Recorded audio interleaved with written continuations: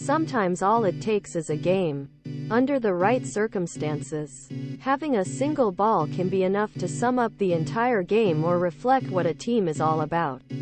In this case, it's 2 games from last 2 that perfectly captures the current state of New Orleans Pelicans. The first came in the final minutes of Friday's defeat to the Golden State Warriors. Next came the fourth quarter of Monday's defeat to the Sacramento Kings.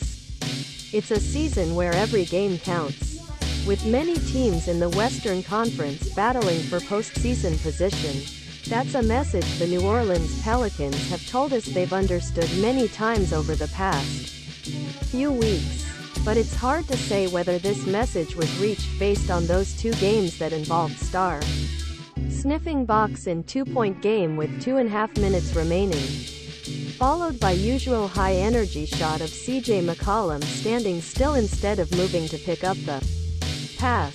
3 days later, by the actress, the Pelicans took another loss on Monday night and ended their 3-game away trip with a 123-108 defeat to the Kings. This was New Orleans' 7th defeat in their last 9 games. As they did against Golden State on Friday, the Pelicans looked uninspired, lackadaisical, unfocused, messy, troubled in the second half.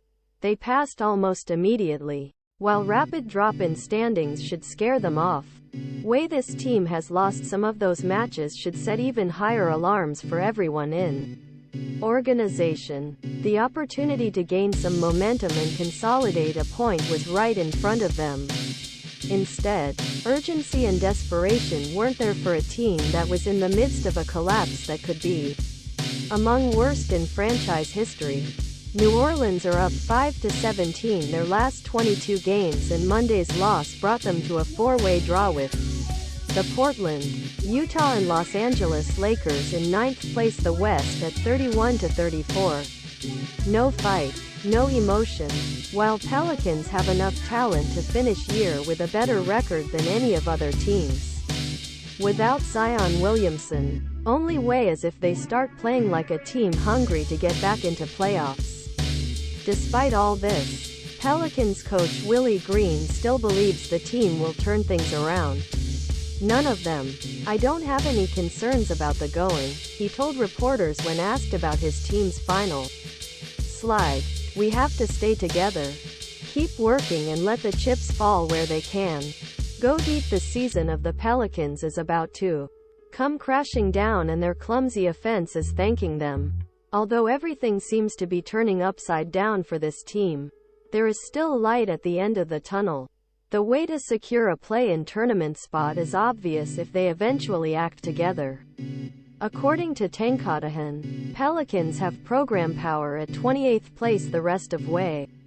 10 of their last 17 games have been played at home, and this team has a 20-11 record compared to 11-23 away from Smoothie King Center. Some of these home games include winnable competitions against teams like San Antonio and Charlotte.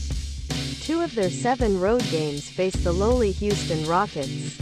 There is ample opportunity to accumulate a few wins and create some separation.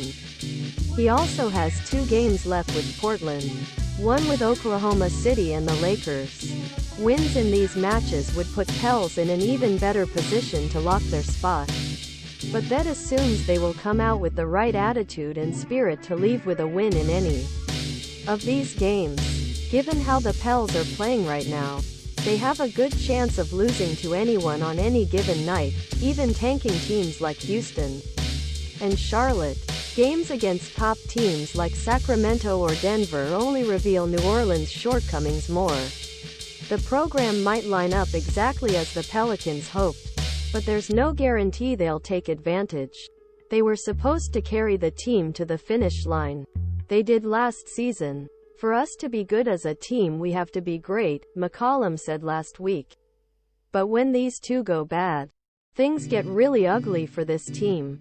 In Friday's loss to Golden State, Ingram had 17 points on 6-16 shots. McCollum was even worse in Monday's loss to Sacramento, finishing with 14 points and more turnovers than assists on 6-14 shots.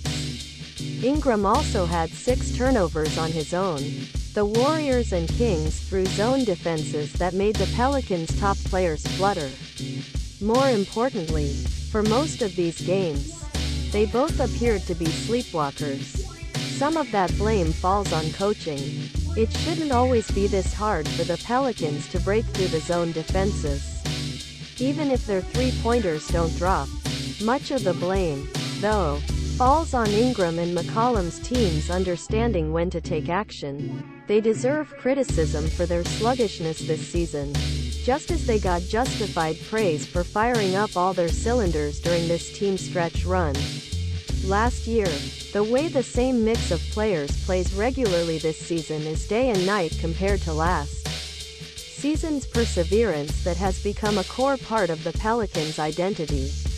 That team, and stars who led them, were desperate to relive their moment and prove to the basketball world that they can compete at highest level even without Zion playing all season.